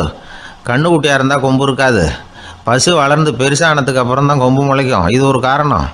சில சமயம் வளர்கிற கொம்பை எடுத்து விடுறது உண்டு, அது ஒரு காரணம். ஆனால் இதுக்கு ஏன் கொம்பு இல்லைன்னு கேட்குறீங்க. அதுக்கு என்ன காரணம்னா இது பசு இல்லை குதிரை அப்படின்னானா. கத்தியை தீட்டாதே புத்தியை தீட்டு அப்படின்னு ஒரு பெரியவர் புத்தி சொன்னார். அதை கேட்ட ஒரு இளைஞன், அது எப்படி பெரியவரை புத்தியை தீட்டுறது? கத்தியை தீட்டுன்னு சொன்னால் ஒரு கருங்கல்லில் கத்தியை தேய்க்கலாம், புத்தியை தீட்டுன்னு சொன்னால் எப்படி தலையை கொண்டுட்டு போய் தரையில் தேய்ச்சிக்கிட்டு இருக்க முடியுமா அப்படின்னா. அந்த பெரியவர் உடனே புரிஞ்சுக்கிட்டார், இந்த இளைஞனுக்கு புத்தி கூர்மை கம்மி அப்படிங்கிறத புரிஞ்சுக்கிட்டார். அது சரி, அறிவுக்கும் புத்திசாலித்தனத்துக்கும் என்ன வித்தியாசம்? இது ஒரு முக்கியமான கேள்வி. அறிவுன்னா என்ன, புத்திசாலித்தனம்னா என்ன? இதே கேள்வியை சாக்ரட்டிஸ் கிட்ட அவருடைய சீடன் ஒருத்தன் கேட்டானான். ஐயா, அறிவுக்கும் புத்திசாலித்தனத்துக்கும் என்னங்க வித்தியாசம் அப்படின்னு கேட்டிருக்கான். சாக்ரட்டிஸ் நிமிர்ந்து பார்த்துருக்கிறார் அந்த சீடனை. அதுக்கப்புறம் சொன்னாராம், நான் சொல்கிறேன் உன்னுடைய கேள்விக்கு பதில், ஆனால் அதுக்கு முன்னாடி நீ ஒரு காரியம் பண்ணணும்னாரான். என்னங்க செய்யணும் சொல்லுங்கன்றிருக்கான். அதோ பாரு ஒரு பெரியவர் உட்காந்துருக்கிறாரு, அவர்கிட்ட போ, இங்கேருந்து பக்கத்தில் இருக்கிற அந்த கிராமத்துக்கு போய் சேர எவ்வளவு நேரம் ஆகும் அப்படின்னு கேட்டுட்டு வா அப்படி சொன்னார் சாக்ரட்டிஸ். சரின்னு சொல்லிவிட்டு இவன் போனான். அந்த பெரியவர் முன்னாடி போய் நின்னான். ஏங்க பெரியவரை, இங்கேருந்து அதோ தெரியுத அந்த கிராமத்துக்கு போய் சேர்றதுக்கு எவ்வளோ நேரம் ஆகும் அப்படின்னு கேட்டான். பெரியவர் நிமிர்ந்து பார்த்தார். ஆனால் பதில் எதுவும் சொல்லலை. இவன் மறுபடியும் ஒரு தடவை அதே கேள்வியை அவர்கிட்ட கேட்டான். என்னங்க, நான் கேட்குறது உங்கள் காதில் விழுதா? அந்த கிராமத்துக்கு போய் சேர்றதுக்கு எவ்வளோ நேரம் ஆகும் அப்படின்னு சொல்லி மறுபடியும் கேட்டான். அப்பவும் அவர் பதில் சொல்லலை. உடனே அவன் மனசுக்குள்ளே முடிவு பண்ணிக்கிட்டான். சரி, பெரியவர் ஒரு மாதிரியாக தெரிகிறார், புத்தி சுவாதீனம் சரியில்லாத ஒரு மாதிரி தெரியுது அப்படின்னு நினச்சிக்கிட்டே வந்த வழியிலே திரும்பி வந்துட்டான். கொஞ்சம் தூரம் நடந்திருப்பான். இப்போ அந்த பெரியவர் மறுபடியும் கூப்பிட்டார். இளைஞனே இப்படி வாடினார். இவனுக்கு ஒன்றும் புரியல. மறுபடியும் திரும்பி நடந்தான். அவர் முன்னாடி போய் நின்னான். பெரியவர் சொன்னார், தம்பி, இங்கேருந்து அந்த கிராமத்துக்கு போய் சேர்றதுக்கு 5 நிமிஷம் ஆகும் அப்படின்னார். இப்போ அந்த இளைஞன் அந்த முதியவரை ஒரு மாதிரியாக பார்க்க ஆரம்பித்தான். அதுக்கப்புறம் கொஞ்சம் யோசித்தான். பிறகு அவர்கிட்டே கேட்டுட்டான், ஏங்க பெரியவரை, இதே பதிலை அப்போவே என்கிட்ட சொல்லியிருக்கலாமே, என்னை திரும்பி போன்னு சொல்லிவிட்டு பாதி தூரம் போனதுக்கப்புறம் மறுபடியும் கூப்பிட்டு அதுக்கப்புறம் இப்படி சொல்கிறீங்களே, இது நியாயமா அப்படின்னா. பெரியவர் சிரித்தார். அதுக்கப்புறம் சொன்னார், ஏன்பா, நீ எவ்வளவு வேகமாக நடக்கிறேங்கிறத பார்க்காம நீ கிராமத்துக்கு போய் சேர வேண்டிய நேரத்தை எப்படி என்னால் சொல்ல முடியும்? அதனால தான் உன்னை கொஞ்சம் தூரம் நடக்க விட்டு உன்னுடைய நடையின் வேகம், அந்த கிராமம் இருக்கிற தூரம் ரெண்டையும் கணக்கு போட்டு அதுக்கப்புறம் நேரத்தை சொன்னேன்னார். சீடன் வந்து தலை குனிந்தான். அப்படியே திரும்பி வந்து சாக்ரட்டிஸ் முன்னாடி நின்னான். சாக்ரட்டிஸ் இப்போ சொல்கிறார், தம்பி, அதுக்கு பேர் தான் புத்திசாலித்தனம். இந்த அறிவு கூர்மை வந்து எல்லா இளைஞர்களுக்கும் வரணும் அப்படிங்கிறதுக்காகத்தான் கத்தியை தீட்டாத புத்தியை தீட்டு அப்படின்னு பெரியவங்கள்லாம் சொல்லிகிட்டு இருக்கிறாங்க. புத்தியை தீட்டுறவங்கெல்லாம் வாழ்க்கையில் அறிவாளியாகிறாங்க, தீட்டாதவங்க கோமாளியாகிறாங்க. இதுதான் இன்றைக்கி நடக்கிறது. அதனால் அறிவு கூர்மைங்கிறது வேற. இந்த காலத்து ஆசாமி ஒருத்தர் இன்னொருத்தரை பார்த்து கேட்டார், ஏங்க, ஒரு விமானம் இங்கேருந்து புறப்பட்டு 2 மணி நேரத்தில் மதுரைக்கு போய் சேருது. நல்லா கவனிங்க, ஒரு விமானம் இங்கேருந்து புறப்பட்டு 2 மணி நேரத்தில் மதுரைக்கு போய் சேருது அப்படின்னா என்னோடய வயசு என்னன்னு கேட்டார். இவர் கேட்குறதுல ஏதாவது அர்த்தம் இருக்கா? அதாவது இங்கேருந்து புறப்பட்டு 2 மணி நேரம் ஆகுது மதுரைக்கு போகிறதுக்கு, அப்படின்னா என் வயசு என்னன்னு கேட்குறாரு. இதை கேட்ட உடனே அவர் பதில் சொன்னார், அப்படின்னா உங்களோட வயசு 20 அப்படின்னார். எப்படிங்க அவ்வளவு கரெக்டாக சொன்னீங்க அப்படின்னு கேட்டார். வேறு ஒன்றும் இல்லை, எங்கள் பக்கத்து வீட்டில் ஒரு முழு பைத்தியம் இருக்குது, அதோட வயசு 40, அப்படின்னா உன் வயசு 20 தான் இருக்கணும் அப்படின்னார். அரை பைத்தியம்னு முடிவு பண்ணிக்கிட்டார். அதனால் வாழ்க்கையில் அறிவு கூர்மைங்கிறது ரொம்ப அவசியம். அந்த புத்திசாலித்தனம் இருக்கிறவங்க வாழ்க்கையில் வெற்றி பெறுவது நிச்சயம். ஒரே ஒரு ஊரில் ஒரு ராஜா இருந்தார். அவர் பேரில் மக்களுக்கு ரொம்ப மரியாதை. அவ்வளவு நல்லா ஆட்சி புரிஞ்சுக்கிட்டு வந்தார். அவருக்கு வயசாயிட்டுது. அதனால் ஒரு நாள் அமைச்சரை கூப்பிட்டார். இதை பாருங்கள், எனக்கு வயசாயிட்டுது, அதனால் இந்த அரச பொறுப்பையெல்லாம் நீங்கள் ஏற்றுக்குங்க அப்படின்னார். அதுக்கப்புறம் ராணியை கூப்பிட்டார். வா, நாம் இனிமேல் இங்கே இருக்க வேணாம், காட்டுக்கு போய் தவம் பண்ணலாம் அப்படின்னு கூப்பிட்டார். இந்த செய்தி மக்களுக்கு அறிவிக்கப்பட்டது. மக்கள் உடனே கூட்டம் கூட்டமாக அரண்மனைக்கு வர ஆரம்பிச்சிட்டாங்க. மன்னரை போய் பார்க்குறாங்க. அரசே, தாங்கள் வந்து எங்களுக்கு தந்தை மாதிரி, நீங்கள் காட்டுக்கு போயிட்டால் நாங்கள்லாம் இங்கே எப்படி இருக்க முடியும்? எங்களுக்கெல்லாம் எந்த துன்பமும் இல்லாமல் பார்த்துக்கிட்டு வர்றீங்க. இது மாதிரியான ஒரு அரசாட்சி இல்லைன்னா மக்கள் வந்து வாழ்ந்து என்ன பயன் அப்படின்னாங்க. இருந்தாலும் என்ன பண்ணுறது, வயசாயிட்ட காரணத்தினால இந்த முடிவுக்கு வர வேண்டியிருக்குது அப்படின்னாரா ராஜா. அப்படின்னா நீங்கள் காட்டுக்கு போக வேணாம், நாங்கள் போகிறோம். நாங்கள் அங்கே போய் தவம் பண்ணுறோம், வழிபாடு பண்ணுறோம். கடவுள் வருவார், அவர்கிட்ட வரம் வாங்கிட்டு வந்துடுறோம் அப்படின்னாங்களாம். அப்படி சொல்லிவிட்டு உடனே எல்லாரும் காட்டுக்கு போனாங்க. நாட்டு மக்கள் எல்லாரும் ஒட்டு மொத்தமாக வந்து காட்டில் உட்காந்துக்கிட்டு தவம் பண்ணுறதை பார்த்தார் கடவுள். உடனே புறப்பட்டு வந்தார். எல்லாரும் இப்படி வந்து உட்காந்துருக்கிறீங்களே, என்ன வேணும் உங்களுக்கு அப்படின்னு கேட்டார். உடனே மக்கள் எல்லாரும் ஒரு குரலில் சொன்னாங்க, சுவாமி, எங்கள் மன்னன் ரொம்ப நாளைக்கு நல்லபடியாக இருக்கணும். அவர் வந்து மகிழ்ச்சியாகவும் உடல் நலத்தோடும் இருந்தால் தான் நாங்கள் அமைதியாக வாழ முடியும் அப்படின்னாங்க. சரி, அதுக்கு என்ன செய்யணும் அப்படின்னார் ஆண்டவன். எங்கள் மன்னருக்கு இன்னும் ஒரு 100 வருஷம் ஆயுளை கொடுங்க அப்படின்னாங்க. அவ்வளவு தானே, சரி அப்படியே ஆகட்டும் அப்படின்னு சொல்லிவிட்டு ஆண்டவன் போயிட்டார். மக்கள் மகிழ்ச்சியோடு திரும்பி வந்தாங்க. மன்னா, கடவுள் வரம் கொடுத்துட்டார், நீங்கள் 100 வருஷம் வாழ போகிறீங்க அப்படின்னாங்க. இதை கேட்டதும் ராணி ராஜாவை வணங்கி நான் தவம் செய்ய போகிறேன் அப்படின்னு புறப்பட்டாங்க. உடனே மக்கள் என்ன நினச்சாங்க தெரியுமா? ஐயோ, நாம் ராஜாவுக்கு மட்டும்தானே நீண்ட ஆயுள் வேணும்னு வரம் வாங்கினோம், ராணிக்கு வாங்கலையே, அதுதான் கோபத்தில் புறப்பட்டாங்க போல இருக்கு அப்படின்னு நினச்சி வருத்தப்பட்டாங்க. ஆனால் ராணி நினச்சது அது இல்லை. ராணி போய் தவம் பண்ணாங்க, கடவுள் காட்சி கொடுத்தார். இவங்க கேட்குறாங்க, சுவாமி, ராஜாவுக்கு மட்டும் 100 வருஷம் ஆயுள்னு வரம் கொடுத்துட்டீங்க, அப்படின்னா குடிமக்களும் 100 வருஷம் இருக்கணும். இப்படிப்பட்ட குடிமக்கள் இல்லைன்னா அப்படிப்பட்ட அரசன் இருந்து என்ன பிரயோஜனம் அப்படின்னாங்களாம். ஆண்டவன் பார்த்தார், சரி அவங்களும் 100 வருஷம் வாழ்வாங்க, அது மட்டும் இல்லை நீயும் 100 ஆண்டு காலம் வாழ வரமளிக்கிறேன் அப்படின்னு சொல்லிவிட்டு மறைஞ்சிட்டார். இதில் ஆண்டவன் வர்றதும் மறையிறதும் முக்கியம் இல்லை. இதில் கவனிக்க வேண்டியது ஆள்கிறவனின் விசால மனம், குடிமக்களின் விசால மனம், ஆள்கிறவன் மனைவியினுடைய விசால மனம். இப்படி ஒரு நாடு இருந்துட்டுதுன்னா எப்படி இருக்கும் வாழ்க்கை நினச்சி பாருங்கள். அதனால தான் பெரியவங்கள்லாம் சொல்கிறாங்க, இதய வாசல் திறந்தே இருக்கணும், இதயத்தின் கதவுகளை மூடாதீங்க அப்படின்னு சொல்லுவாங்க. என்கிட்ட ஒருத்தர் சொன்னார், என்னுடைய இதய வாசல் எப்பவும் திறந்தே தான் இருக்குதுன்னார். எதனால் அப்படி சொல்கிறீங்க அப்படின்னு கேட்டோம். டாக்டரே சொல்லிவிட்டார், என்னுடைய இதயத்தில் ஒரு ஓட்டை இருக்குது அப்படின்னு, வால்வு சரியில்லையா அப்படிங்கிறார். ஒரு ஊரில் ஒரு ராஜா இருந்தார். அவர் அடிக்கடி காட்டுக்கு வேட்டையாட போவார். சில நண்பர்களையும் கூட அழைச்சிக்கிட்டு போவார். காட்டுக்கு போனதும் ஆளுக்கு ஒரு பக்கமாக போய் வேட்டையாடுவாங்க. சாயந்தரமாக திரும்பி வருவாங்க. மறுநாள் அரண்மனையில் உட்காந்து ஒவ்வொருத்தரும் அவங்க அனுபவங்களை எல்லாம் சொல்லிக்குவாங்க. அவங்க வீரத்துக்கு தகுந்த மாதிரி பரிசை அந்த ராஜா கொடுப்பார். இது மாதிரி ஒரு தடவை எல்லாரும் வேட்டைக்கு போயிட்டு திரும்பி வந்ததும் உட்காந்து பேச ஆரம்பிச்சிருக்கிறாங்க. ஒருத்தன் சொன்னான், தன்னுடைய வீர செயலை பற்றி அளக்க ஆரம்பிச்சிட்டான். ஏன்னா அதுக்கு பரிசு கிடைக்க போகுதில்ல, அதனால். அவன் என்ன சொன்னான் தெரியுமா? அரசே, நேற்றுக்கு காட்டில் என்னாச்சு தெரியுமா? எனக்கு நேராக ஒரு சிங்கம் வாயை திறந்துக்கிட்டு வந்துட்டுது. நான் பயப்படவே இல்லை. உடனே ஒரு கல்லை எடுத்து குறி பார்த்து வீசினேன். சிங்கத்து வாய்க்குள்ளே போய் அந்த கல் மாட்டிக்கிட்டுது. அவ்வளவுதான். அந்த சிங்கம் என்னை பார்த்துட்டு பயந்துட்டு ஒரே ஓட்டமாக திரும்பி ஓடி போயிட்டுது அப்படின்னா. ஆஹா பலே அப்படின்னு எல்லாரும் கை தட்டினாங்க. 2வது ஆள் ஒருத்தன் எழுந்திரிச்சான். அவன் சொல்ல ஆரம்பித்தான், அரசே, நான் போன வழியில் 2 பெரிய மலைப்பாம்பு கிடந்தது, என்னை மூழ்கிறதுக்கு வந்தது. நான் என்ன பண்ணேன் தெரியுமா? அந்த 2 பாம்போட வாலையும் ஒன்றா சேர்த்து முடிச்சு போட்டுட்டேன். அவ்வளவுதான். அது அங்கே இழுக்க இது இங்கே இழுக்க முடிச்சு நல்லா இறுகி போட்டுது அப்படின்றான். ஆஹா அற்புதம்னு சொல்லி எல்லாரும் கை தட்டினாங்களாம். அடுத்தபடியாக 3வது ஆள் ஒருத்தன் வந்தான். அவன் சொல்ல ஆரம்பித்தான், மன்னா, நான் போன பாதையில் குறுக்க ஒரு ஆறு, அதில் இறங்கி குளித்தேன். யாரோ காலை பிடிச்சி இழுக்கிறது மாதிரி இருந்தது.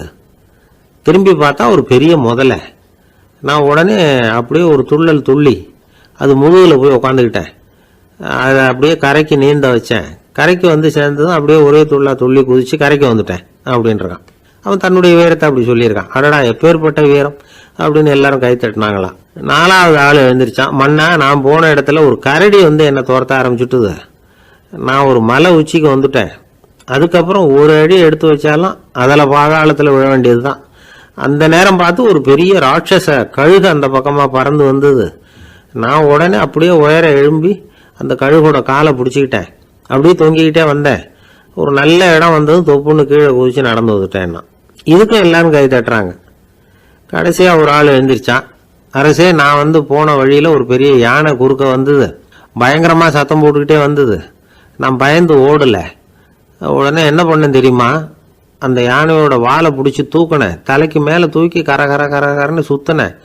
வேகமாக சுற்றி வீசி எறிஞ்சேன். அவ்வளவுதான். அதே ஸ்பீடில் அந்த யானை மேலே போக ஆரம்பிச்சுட்டுது. இன்னும் கூட அது போய்கிட்டே தான் இருக்குது, கீழே விழவே இல்லைன்னா. இதை கேட்டதும் ராஜாவுக்கு கோபம் வந்துட்டுது. என்ன முட்டாள்னு நினச்சிக்கிட்டு பேசுறியா? யானையை வந்து நீ வாழை பிடிச்சி தூக்குன, அதை நான் நம்பணுமா அப்படின்னார். உடனே இவன் பணிவாக பதில் சொன்னான், அரசே, ஒரு சிங்கத்து வாயில் கல் மாட்டிக்கிட்டதை நம்புறீங்க, மலைப்பாம்பு வாழை பிடிச்சி முடிச்சு போட்டதை நம்புறீங்க, முதல்ல முதுகில் சவாரி பண்ணதையும் நம்புறீங்க, கழுகு காலை பிடிச்சிக்கிட்டு பறக்கிறதையும் நம்புறீங்க. அப்படி நம்புறப்ப நான் சொன்னதை மட்டும் நம்பக்கூடாதா அப்படின்னு கேட்டானான். பொய் சொன்னவங்கெல்லாம் தலையை தொங்க போட்டுக்கிட்டாங்களாம். ராஜா அவங்கள பார்த்து சொன்னாராம், நீங்கள் எல்லாரும் என்னை முட்டாளாக்கி இருக்கிறீங்க. கடைசியாக பேசின இவன் தான் எனக்கு உண்மை எது பொய் எதுங்கிறத புரிய வச்சிருக்கிறான். இவன் தான் உண்மையான தைரியசாலி அப்படின்னு சொல்லி அவனுக்கே பரிசையெல்லாம் கொடுத்து பாராட்டினாராம். இப்படி ஒரு கதை. உண்மையை நிலைநாட்டுகிறவன் தான் உண்மையான வீரன் அப்படிங்கிறத இதிலிருந்து நாம் புரிஞ்சுக்கணும். இந்த காலத்துல எல்லாம் பொய் சொன்னாதான் பிழைக்க முடியுங்கிறது ஒரு சில பேரோட நம்பிக்கை. ஒரு அப்பாவுக்கு தன் மகனுக்கு பொய் சொல்ல தெரியலையேங்கிற கவலை. பொய் சொன்னாதான் இந்த உலகத்தில் பிழைக்கலாம், ஆனால் இவனுக்கு அது தெரியலையே, அதனால் இவனை அழைச்சிட்டு போய் நடுக்கடலில் விட்டுட்டு வந்துடுவோம் அப்படின்னு அழைச்சிட்டு புறப்பட்டான். கடற்கரைக்கு போனான். மகனுக்கு சந்தேகம், எங்கேப்பா என்னை அழைச்சிட்டு போகிறேன்னு கேட்டிருக்கான். கடலில் மீன் பிடிக்க கற்றுக் கொடுக்க போகிறேன் உனக்கு அப்படின்னானா. நான் ஏற்கனவே மீன் பிடிச்சிட்டேனேன்னானா இவன் மகன். எங்கே அதுன்னு கேட்டிருக்கான் அப்பங்காரன். சுட்டு சாப்பிட்டுட்டேன் இருக்கான் புள்ள. அப்பங்காரன் பார்த்தான், சரி நம்ம புள்ள பொழைச்சிக்கோ அப்படின்னு சொல்லி திருப்பி அழைச்சிட்டு வந்துட்டானா. இணை புரியாத 2 நண்பர்கள் இருந்தாங்களாம். 2 பேரும் விடாமல் சிகரெட்டு குடிக்கிறவங்க. அதில் ஒருத்தன் செத்து போட்டான். இன்னொருத்தன் அதுக்கப்புறம் 2 சிகரெட்டாக குடிக்க ஆரம்பிச்சானா. ஏன் இப்படி பண்ணுறேன்னு கேட்டிருக்காங்க. நான் ஒரு சிகரெட்டு தான் குடிக்கிறேன், செத்து போன என்னுடைய ஃப்ரெண்டு இருக்கானே செத்து போனவன், அவனுக்காக இன்னொரு சிகரெட்டு குடிக்கிறேன் அப்படின்னு நானா. இது ரொம்ப ஆபத்து, விட்டுடு அப்படின்னு சொல்லியிருக்காங்க. சரின்னு ஒத்துக்கிட்டான். ஆனால் அதுக்கப்புறமும் ஒரு சிகரெட் விதமாக குடிச்சிக்கிட்டே இருந்தான். சிகரெட்டு பழக்கத்தை நீ இன்னும் விடலையான்னு கேட்டாங்களாம். அந்த பழக்கத்தை நான் எப்போ விட்டுட்டேன், இப்போ நான் குடிக்கிறது என் ஃப்ரெண்டுக்காக அப்படின்னு நானா. இவங்கெல்லாம் எப்படி திருந்துறது? அளவுக்கு மிஞ்சினால் அமிர்தமும் நஞ்சு அப்படின்னு சொல்லுவாங்க. அது உண்மைதான். ஒருத்தருக்கு அளவுக்கு மீறிய புகழ் வந்துட்டுதுன்னு வச்சுங்க, அது கூட ஆபத்தா போயிடுறது உண்டு. பழங்காலத்துல எல்லாம் கிரேக்க தேசத்துல ஒரு பழக்கம் உண்டாம். அதாவது யாராவது ஒருத்தரை நாடு கடத்தணும்னா அதுக்கு ஒரு வழி உண்டு. அதாவது ஒருத்தரை நாடு கடத்தணும்னு மக்கள் விரும்புகிறாங்கன்னு வச்சுங்களேன், அவர் பேரை ஒரு மண்பாண்ட ஓட்டுச்சில்லில் எழுதி அதை ஒரு குறிப்பிட்ட பொது இடத்துல போட்டுற வேண்டியது, அவ்வளவுதான். இது மாதிரி பல பேர் போட்டுக்கிட்டே இருப்பாங்க. எல்லாம் அப்படியே குவிஞ்சு போயிடும். அந்த ஓட்டாஞ்சில்லு குவியலில் யாருடைய பேர் அதிகமாக இருக்குதோ அந்த நபரை ஒரு 10 ஆண்டுகள் நாடு கடத்தி விடுவாங்க. இது அந்த ஊர் வழக்கமாக. ஒரு நாள் அந்த குவியலுக்கு பக்கத்தில் ஒரு ஆள் நின்றுக்கிட்டு இருக்கிறான். அவன் கையில் ஒரு ஓட்டாஞ்சில்லு வச்சிருக்கிறான். அதில் யாரோட பேரையோ எழுதணும், எழுதி அந்த இடத்துல போடணுங்கிறது அவன் ஆசை. ஆனால் அவன் படிக்காதவன், அதனால் எழுத தெரியல. யாராவது அந்த வழியாக வர்றாங்களான்னு பார்த்துக்கிட்டே நின்றுக்கிட்டு இருந்தான். ஒரு பெரியவர் வந்துக்கிட்டு இருந்தார். அவர்கிட்ட ஓடினான். கையில் இருந்த மண்பாண்ட சில்லை கொடுத்தான். ஐயா, இதில் ஒரு பேர் எழுதி கொடுங்களேன்னா. அந்த பெரியவர் அதை வாங்கி கையில் வச்சுக்கிட்டு, என்ன பேர் எழுதணும் சொல்லு அப்படின்னா. இவன் சொன்னான், அரிஸ்டைடிஸ் அப்படின்னு எழுதுங்க அப்படின்னா. இதை கேட்டதும் அந்த பெரியவருக்கு அதிர்ச்சி. ஏன்னா அவர் தான் அரிஸ்டைடிஸ், தத்துவ மேதை அரிஸ்டைடிஸ் அவர். இருந்தாலும் நான் தான் அதுங்கிறத காட்டிக்காம அந்த ஆளுகிட்ட கேட்டார். அது சரிப்பா, அரிஸ்டைடிஸ்ங்கிற பேரை எழுத சொல்ற, அவர் உனக்கு என்ன கெடுதல் பண்ணார், அவர் பேரை இதில் எழுத சொல்றியே அப்படின்னு கேட்டிருக்கார். அதுக்கு இவன் சொன்னானா, அவர் எனக்கு எந்த கெடுதலும் பண்ணல, அவரை நான் பார்த்தது கூட இல்லை அப்படின்ட்டுருக்கான். அப்புறம் எதுக்காக அவரை நாடு கடத்தணும்னு நீ ஆசைப்படுற அப்படின்னு கேட்டிருக்கார். இப்போ அந்த ஆள் சொல்கிறான், அரிஸ்டைடஸை பற்றி எல்லாரும் பேசுகிறாங்க, அவர் ரொம்ப நல்லவர், அவர் ஒரு பெரிய அறிவாளிங்கிறாங்க, அவர் ஒரு பெரிய வள்ளல், பேரறிஞர், இப்படி எல்லாரும் சொல்கிறத கேட்டு கேட்டு எனக்கு ரொம்ப அழுத்து போயிட்டுது, அதனால தான் வெறுப்பாயிட்டேன் அப்படின்னு நானும். இதிலேருந்து என்ன தெரியுது? நாம் நல்லவனாக இருக்கிறதுல ஒன்றும் இடைஞ்சல் இல்லை. ஆனால் நம்மளை நல்லவன் நல்லவன் எல்லாரும் சொல்ல ஆரம்பிச்சிட்டாங்கன்னு வச்சுக்கோங்க, அப்போ இடைஞ்சல் ஆரம்பம்னு அர்த்தம். எதுவுமே அளவுக்கு மிஞ்சி போகாமல் பார்த்துக்க வேண்டியது ரொம்ப அவசியம். அளவுக்கு அதிகமாக ஆசைப்படாதவங்களில் ஆப்ரஹாம் லிங்கனும் ஒருத்தரான். அவர் ஒரு தடவை தன்னுடைய நண்பர்கள்கிட்ட பேசிக்கிட்டு இருந்தாராம். ஒருத்தர் கேட்டிருக்கார், ஒரு மனுஷனுக்கு கால்கள் எவ்வளோ உயரம் இருக்கணும் அப்படின்னு கேட்டாராம். இதுக்கு ஆப்ரஹாம் லிங்கன் சொன்னாராம், அது என்ன, இடுப்புலேருந்து தரையை தொடுற அளவுக்கு உயரம் இருந்தால் போதும் அப்படின்னாராம். ஆரம்ப காலத்தில் ஒரு குரு, அப்போ ஒரு சீடன் இருந்தான். அது வேடிக்கையான குரு, வேடிக்கையான சீடன். ஒரு ஆசிரமம். ஒரு நாள் ஒருத்தன் அவசரமாக அந்த குருவை தேடி வந்திருக்கிறான். என்ன விஷயம்னு விசாரித்தார் குரு. உங்கள் சீடர் என்னை அடிச்சுட்டார் அப்படின்னு புகார் பண்ணானா அந்த ஆள். குரு சீடனை கூப்பிட்டார். அடிச்சே அந்த ஆளை அப்படின்னு கேட்டாராம். ஆமான் இருக்கான் சீடன். ஏன் அடிச்சே அப்படின்னு கேட்டாராம். இந்த ஆள் உங்களை பற்றி மட்டமாக பேசிவிட்டான், என்னால் அதை தாங்கிக்க முடியல, அதனால தான் அடிச்சுட்டேன்றான். அப்படி என்ன பேசினா அப்படின்னு கேட்டாராம்.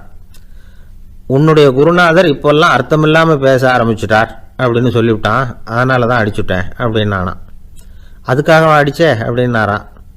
நான் அதுக்காக அடிக்கலை குருவே, இப்பெல்லாம் நீங்கள் அர்த்தம் இல்லாமல் பேசுகிறதாக அவன் சொல்கிறான், அப்படின்னா இதுவரைக்கும் நீங்கள் அர்த்தத்தோடு பேசினதாகத்தானே அர்த்தம், அது தப்பு தானே, அதனால தான் அடித்தேன் அப்படின்னு நானாம். ஒரு பெரியவர் உட்கார்ந்துருக்கிறார், அவரை சுற்றி அவருடைய தோழர்கள் உட்கார்ந்துருக்கிறாங்க.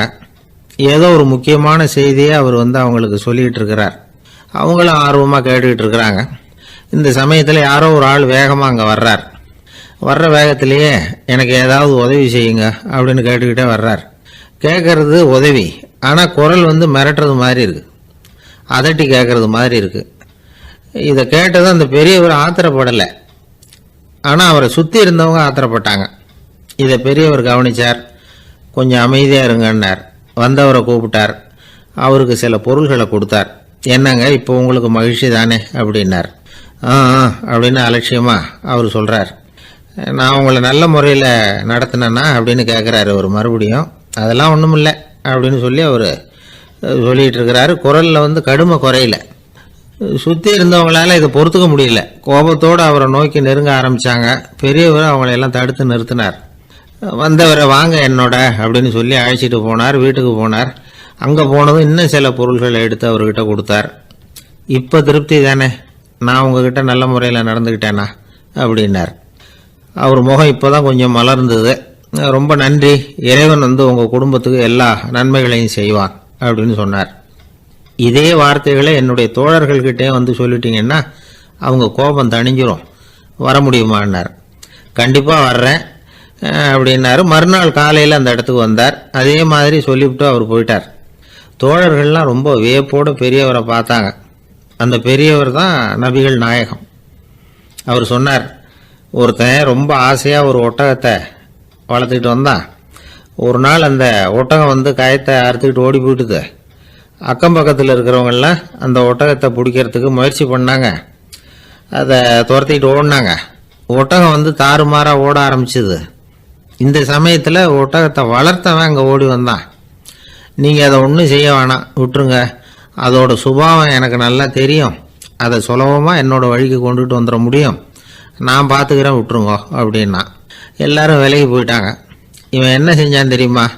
கொஞ்சம் புல்லை கையில் எடுத்துக்கிட்டு அந்த ஒட்டகத்தை நெருங்கினான். அவ்வளவுதான். அது ஓடி இவன் காலடியில் உட்காந்துக்கிட்டது. செல்லமாக அதை அப்படியே தடவி கொடுத்தான். முதுகில் ஏறி உட்காந்துக்கிட்டான். அது பாட்டுக்கு சாதுவாக நடந்து போகுது. இந்த கதையை நபிகள் நாயகம் தம்முடைய தோழர்களுக்கு சொல்கிறார். ஒட்டகத்தை மட்டும் இல்லை, சில மனிதர்களையும் கூட சில விதத்தில் அணுகிதான் அவர்களை சீர்திருத்த வேண்டியிருக்குது அப்படிங்கிறத அவங்களுக்கு உணர்த்தினார். இது ஒரு அழகான உளவியல் அணுகுமுறை. சில குடும்ப தலைவர்கள் கூட இந்த ஒட்டகம் மாதிரி நடந்துக்கிறது உண்டு, அப்புறம் அடங்கி போகிறதும் உண்டு. ஒரு குடும்ப தலைவர் காலையில் எழுந்திரிச்சதுலேருந்து சத்தம் போட்டு கத்திக்கிட்டு இருப்பார். பக்கத்தில் இருந்தவங்கெல்லாம் ஓடி போய் சமாதானம் பண்ணி பார்த்தாங்க. அவர் ஓயறது மாதிரி தெரியல. கடைசியில் அவர் மனைவி வந்தாங்க. நீங்கள் எல்லாம் விலகி போயிடுங்க, அவர் சுபாவம் எனக்கு தெரியும், நான் பார்த்துக்கிறேன் அப்படின்னாங்க. சரின்னு எல்லாரும் போயிட்டாங்க. சாயந்தரமாக பார்க்குறாங்க, அவர் சத்தம் இல்லாமல் ஒரு மூலையில் உட்காந்துருக்கிறார், ரொம்ப சாதுவா. ஆச்சரியமாக இருந்தது. என்னம்மா பண்ணீங்கன்னு கேட்டாங்க. அது ஒன்றும் இல்லைங்க, ஒரு வேளை சாப்பாட்டை நிறுத்தினேன், பட்னி போட்டேன், அவ்வளவுதான் அப்படின்னாங்க அந்த அம்மா. ஒரு ஜென் துறவி, அவருக்கு ரொம்ப வயசாயிட்டுது, கடைசி காலம். நண்பர்களெல்லாம் கூப்பிட்டார். நண்பர்களே, நான் வித்தியாசமான முறையில் சாகணும்னு ஆசைப்படுறேன், அதுக்கு ஏதாவது யோசனை சொல்லுங்களேன் அப்படின்னு கேட்டாராம். நண்பர்கள் சிரித்தாங்க. என்ன பேச்சு பேசுகிறீங்க, சாவறதுங்கிறது என்ன விளையாட்டு கத்தனமான காரியமா அப்படின்னு கேட்டிருக்காங்க. அந்த துறவி கொஞ்ச நேரம் யோசனை பண்ணார். அப்புறம் கேட்டாராம், இது வரைக்கும் யாராவது நடந்துக்கிட்டே இறந்துருக்குறாங்களா அப்படின்னாராம். எல்லாரும் இல்லைன்னாங்களாம். ஒருத்தர் மட்டும் சொல்லியிருக்கார். அப்படியும் ஒருத்தர் இறந்துருக்கிறதாக ஒரு கதையில் படிச்சிருக்கிறேன், ஒரு ஞானியால் தான் அப்படியெல்லாம் செய்ய முடியும் அப்படின்னு அவர் சொன்னாராம். சரி, அப்படின்னா அந்த முறை நமக்கு வேணாம், நின்றுக்கிட்டே யாராவது உயிரை விட்டுருக்காங்களா அப்படின்னு விசாரிச்சாராம். அப்படியும் ஒருத்தர் இறந்துருக்கிறார் அப்படின்னாங்களாம். மறுபடியும் அந்த துறவி யோசனை பண்ணியிருக்கிறார். ஏதாவது வித்தியாசமான முறையில் நாம் போகணும் அப்படிங்கிறது அவருடைய விருப்பம். மனிதன் எப்படி வாழ்கிறானோ அப்படி இறப்பது தான் நல்லது. சரி, யாராவது தலைகீழாக யோகம் செய்யும் நிலையில் இறந்துருக்கிறாங்களா அப்படின்னு விசாரித்தாராம். நண்பர்கள் சிரித்தாங்க. தலைகீழாக நின்னபடி இறந்ததாக நாங்கள் கேள்விப்பட்டதே இல்லை, அது முடியாத காரியம் அப்படின்னு இருக்காங்க. இப்போ அந்த துறவிக்கு திடீர்னு உற்சாகம் வந்துட்டுது. உடனே எழுந்திரிச்சார், தலைகீழாக நின்னார், அப்படியே உயிரை விட்டுட்டார். அவ்வளோதான். அந்த மடாலயத்தில் ஒரே குழப்பம். எப்படி அவரை கீழே இறக்கி படுக்க வைக்கிறது அப்படின்னு புரியல. இப்படி உயிர் விடுறதை பற்றி அவங்க இதுவரைக்கும் கேள்விப்பட்டதும் இல்லை. உண்மையிலேயே இவர் இறந்து தான் போனாராங்கிறதும் தெரியல. சோதித்து பார்த்தாங்க. இதய துடிப்பு, நாடி துடிப்பு எல்லாம் நின்று போயிருந்தது. இவர் எப்போவும் இப்படி தான், என்ன பண்ணுறது இப்போது அப்படின்னு சொல்லி எல்லாரும் குழம்பிக்கிட்டு இருக்கிற சமயத்தில் ஒரு பெரியவர் யோசனை சொன்னார். இந்த துறவியோட மூத்த சகோதரி பக்கத்து மடாலயத்தில் இருக்கிறாங்க, அவங்கள இங்கே அழைச்சிட்டு வந்தால் ஏதாவது வழி கிடைக்கும் அப்படின்னார். அந்த அம்மாவுக்கு 90 வயசு. அழைச்சிட்டு வந்தாங்க. ஒரு குச்சியை ஊன்றிக்கிட்டு அப்படியே மெதுவாக நடந்து வந்தாங்க. தம்பி, தலைகீழாக நின்று உயிர் விட்டு இறக்கிறத பார்த்தாங்க. தம்பின்னு கூப்பிட்டு பார்த்தாங்க, ஒன்றும் காணோம். உடனே என்ன பண்ணாங்க, தன்னுடைய கைத்தடியால் தம்பியோட உடலை ஒரு தட்டு தட்டினாங்க. ஏப்பா, சாகிறப்பவும் உன்னுடைய குறும்புத்தனத்தை விடலையா? இப்படியாடா சாகிறது, ஒழுங்காக செத்து தொலை அப்படின்னாங்களாம். அவ்வளவுதான். உடனே அந்த துறவி திரும்பி நேராக நின்னார். அக்கா, கோவப்படாத, நான் ஒழுங்காக சாகிறேன், எப்படி செத்தா என்ன, எல்லாம் எனக்கு ஒன்று தான் அப்படின்னு சொல்லிவிட்டு அப்படியே தரையில் படுத்து உயிரை விட்டாராம். அதுக்கப்புறம் அந்த அம்மா கோலை கையில் எடுத்துக்கிட்டு அப்படியே திரும்பி கூட பார்க்காம அவங்க பாட்டுக்கு போயிட்டாங்களாம். மரணத்தை ஒரு விளையாட்டாக ஆக்கிய அந்த துறவிக்கு வாழ்க்கையே ஒரு விளையாட்டாக தான் இருந்திருக்குது. எந்த நோக்கமும் இல்லாமல் செயல்படுறதுன்னா என்னங்கிறதும் அவருக்கு தெரிஞ்சிருக்குது. பயனை எதிர்பார்க்காமல் பணி செய்து வாழ்ந்து மறைந்த மகான் அவர். தம்முடைய தொழிலை விளையாட்டு போல செய்ய தெரிஞ்சவருக்கு வாழ்க்கையே ஒரு விளையாட்டாக மாறிடும். எல்லாமே விளையாட்டாகி விடுகிற போது மரணமும் விளையாட்டாகிவிடும் அப்படிங்கிறது தான் அந்த தத்துவம். ஆனால் அதுக்கு முன்னாடி உங்களுக்குள்ளே இருக்கிற உண்மையான நடிகனை நீங்கள் அடையாளம் கண்டுபிடிக்கணும். நீங்கள் நடிக்க வேண்டியதே இல்லை, நீங்கள் ஏற்கனவே நடிச்சுக்கிட்டு தான் இருக்கிறீங்க. நீங்கள் இந்த உண்மையை தெரிஞ்சுக்கணும், அவ்வளவுதான். இதுதான் ஞானிகளுடைய கருத்து. வாழ்க்கையை சரியாக புரிஞ்சுக்கிட்டால் எல்லாமே நடிப்புங்கிறது புரியும். கல்யாண பத்திரிக்கை அனுப்பியிருந்தேனே, ஏன்டா வரலன்னு கேட்டான் ஒருத்தன்.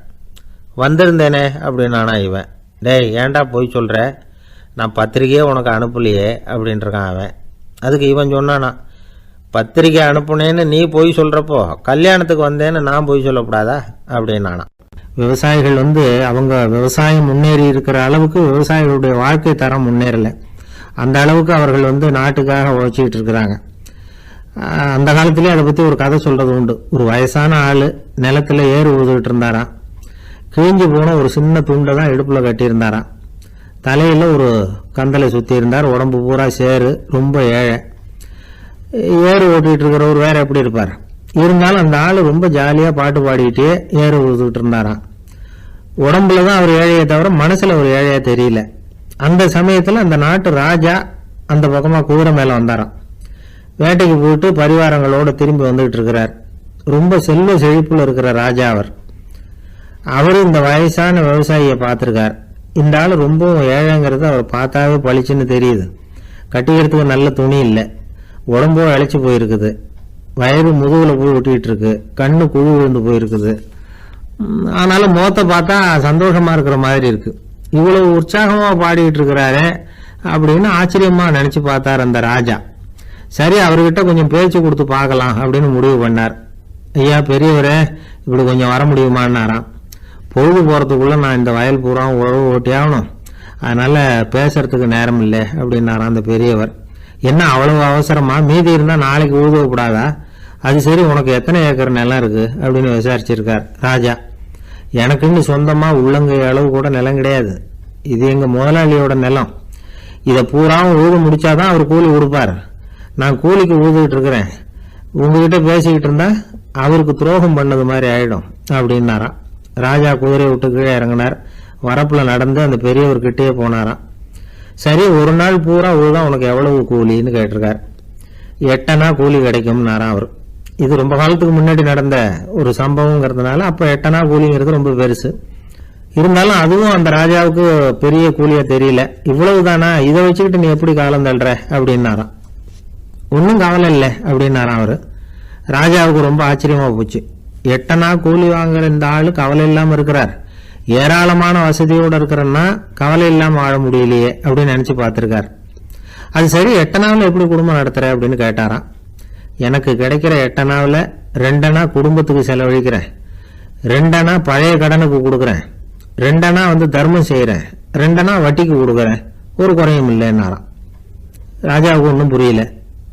எனக்கு ஒன்றும் புரியலையேன்னு இருக்காரு. ஐயா, எனக்கும் என் மனைவிக்கும் 2 அணா செலவாகுது. வயசான அம்மா அப்பா இருக்கிறாங்க, சின்ன வயசுல என்னை காப்பாத்தினவங்க அவங்க. அந்த கடனுக்கு 2 அணா செலவாகுது, அது பழைய கடன். என் தங்கச்சி ஒருத்தி ஆதரவு இல்லாத நிலைமையில தன்னுடைய மகனோட என் வீட்டில் இருக்கிறா, அவளுக்கும் அவள் மகனுக்கும் 2 அணா செலவு பண்றேன், அது தர்மம். எனக்கு 2 பிள்ளைங்க இருக்கிறாங்க, அவங்களுக்கு 2 அணா செலவு பண்றேன், அது வட்டிக்கு கொடுக்கறது மாதிரி. பிற்காலத்தில் அவங்க எங்களை காப்பாற்றுவாங்க. அந்த வகையில் நான் திருப்தியோடு வாழ்ந்துகிட்டு இருக்கிறேன் அப்படின்னாராம். ராஜாவுக்கு அர்த்தம் புரிய ஆரம்பிச்சுதான். அந்த பெரிய நிலத்தை விலை கொடுத்து வாங்கி அந்த பெரியவருக்கே தானமாக கொடுத்துட்டாராம். இப்போ ஊழவருக்கே நிலம் சொந்தமாயிட்டுது. அன்னையிலிருந்து அரசனுக்கும் ஆறுதல் கிடைச்சுதான். இப்படி ஒரு கதை சொல்லுவாங்க.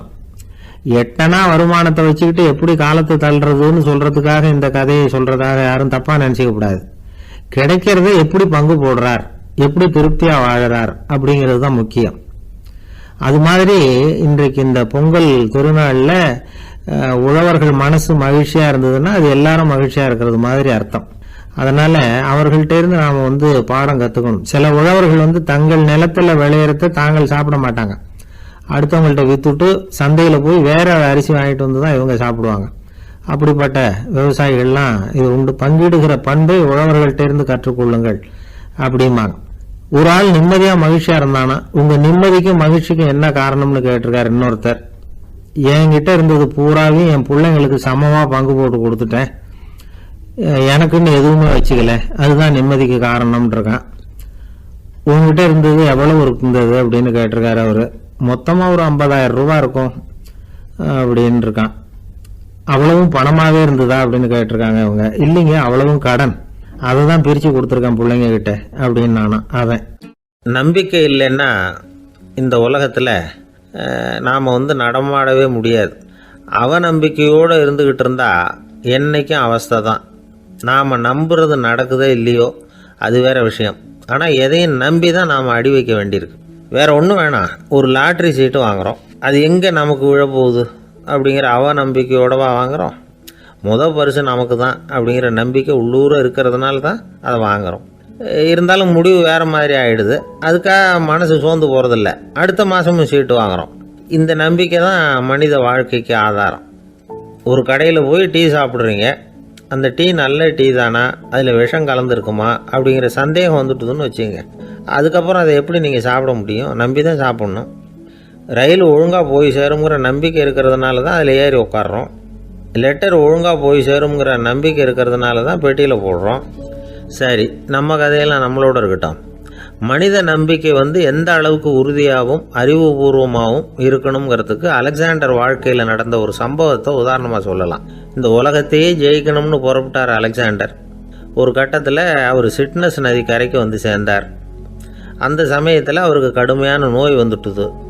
அவர் கூடவே வந்திருந்த கிரேக்க வைத்தியர்கள் என்னென்னமோ முயற்சியெல்லாம் பண்ணி பார்த்தாங்க. இருந்தாலும் அலெக்சாண்டருக்கு வந்திருக்கிறது என்ன நோய்ங்கிறத அவங்களால கண்டுபிடிக்க முடியல. ஏன்னா அந்த பகுதியில் உள்ளவங்களுக்கு மட்டுமே அதிகமாக வரக்கூடிய ஒரு வினோதமான நோயாக இருந்தது அது. ஆனால் அவர் இருக்கிற இடம் எதிரியோட இடம், பாரசீக மன்னனோட ஆளுகைக்கு உட்பட்ட இடம். என்ன பண்ணுறது அப்படின்னு எல்லாரும் யோசனை பண்ணாங்க. பாரசீக மன்னனோட அரண்மனையில் இருக்கிற வைத்தியர் வந்தால் இந்த நோயை குணப்படுத்தி விடுவார் அப்படின்னு சொன்னாங்க. இருந்தாலும் எதிரியோட நாட்டில் இருக்கிற வைத்தியரை கூப்பிட்டு எப்படி நம்பி வைத்தியம் பார்க்க சொல்கிறது அப்படின்னு சொல்லி எல்லாரும் தயங்கினாங்க. ஆனால் அலெக்சாண்டர் தயங்கலை. பரவாயில்ல, அழைச்சிட்டு வாங்கன்னு விட்டார். உடனே அவரை போய் அழைச்சிட்டு வந்துட்டாங்க. அவர் வந்தார். அலெக்சாண்டர் உடம்பை பரிசோதனை பண்ணி பார்த்தார். சரி, இதை குணப்படுத்தி விடலாம், பயப்பட வேண்டியதில்லை. ஆனால் இதுக்கு ஒரு மூலிகை ரசம் தயார் பண்ணி கொடுக்கணும். நான் போய் அதை தயார் பண்ணிவிட்டு 2 நாளில் திரும்பி வந்துடுறேன் அப்படின்னு சொல்லிவிட்டு போனார் அந்த வைத்தியர். அதே மாதிரி 2 நாளில் திரும்பி வந்தார் மூலிகை ரசத்தோட. இதுக்கு இடையில் அலெக்சாண்டரோட தளபதிகளில் ஒருத்தர் ரகசியமாக ஒரு எச்சரிக்கை கடிதம் கொடுத்து அனுப்பியிருக்கிறான். அதை வாங்கி என்ன விஷயம்னு பார்த்தார்.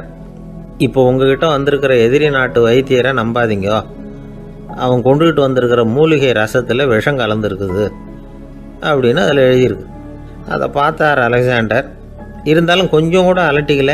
வைத்தியர் கொடுத்த மருந்தை வாங்கி கடகடன்னு குடிச்சுட்டு அதுக்கப்புறம் அந்த கடிதத்தில் இருந்த விஷயத்தை அந்த வைத்தியர்கிட்ட சொன்னார்.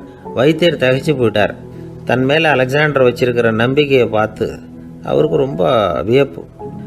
வைத்தியர் உண்மையிலேயே நல்ல மருந்து தான் கொண்டுகிட்டு வந்து கொடுத்துருக்கிறார், அதில் விஷம்லாம் எதுவும் கலக்கலை. அதுக்கப்புறம் அலெக்சாண்டர் அந்த வைத்தியரை பார்த்து சொன்னாராம், நம்பிக்கைங்கிற அச்சாணியை ஆதாரமாக வச்சுக்கிட்டு தான் இந்த உலகம் சுற்றிக்கிட்டு இருக்குது. எனக்கு எதிரியாக இருந்தாலும் பாரசீக மன்னர் ரொம்ப பெரியவர். அப்பேற்பட்ட மன்னருடைய அரண்மனை வைத்தியர் தொழில் நேர்மை இல்லாதவராக இருக்க மாட்டார். அப்படி இருந்தால் அவரை அரண்மனை வைத்தியராக வச்சிருக்கவே மாட்டாங்க அப்படின்னு நம்பினேன். என்னுடைய நம்பிக்கை வீண் போகலை அப்படின்னாராம். இதுதான் மானுட நம்பிக்கைங்கிறது.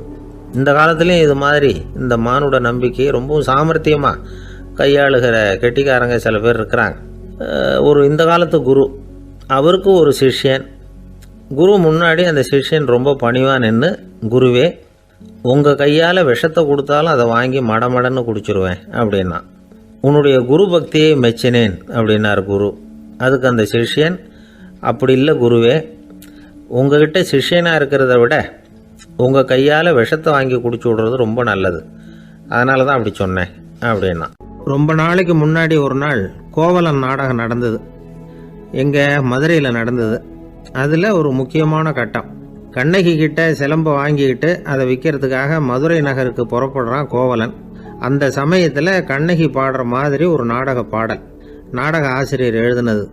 அது என்ன பாட்டுன்னா, மா பாவியோர் கூடி வாழும் மதுரைக்கு மன்னா போகாதீர் என்று அப்படின்னு ஆரம்பிக்கும் அந்த பாட்டு. இதுதான் அந்த பாட்டு. இதை கண்ணகி மேடையில் பாடின உடனே கூட்டத்தில் சலசலப்பு. நம்ம ஊர்லேயே நமக்கு முன்னாடியே நின்றுக்கிட்டு மா பாவியோர் கூடி வாழும் மதுரை அப்படின்னு சொல்கிறாங்களே, என்ன தைரியம் அப்படின்னு எல்லாம் குழப்பம் பண்ண ஆரம்பிச்சிட்டாங்க. மக்கள் சத்தம் போட ஆரம்பிச்சிட்டாங்க. எதிர்ப்பு குரல் அது பாட்டுக்கு வர அதிகமாக போட்டுது.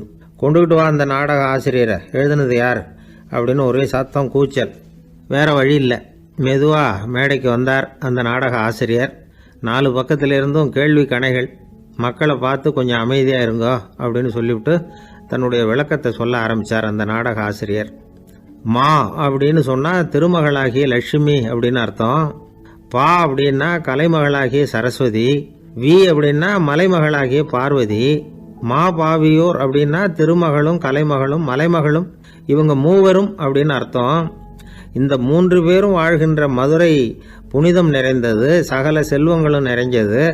அப்படிப்பட்ட ஊரில் நான் அணிந்து கொள்ளும் இந்த சாதாரண சிலம்பை யார் வாங்கிக்குவாங்க அப்படிங்கிற எண்ணத்தோடு தான் கண்ணகி அப்படி சொல்கிறா. அதை நினச்சி தான் நான் எழுதினேன்.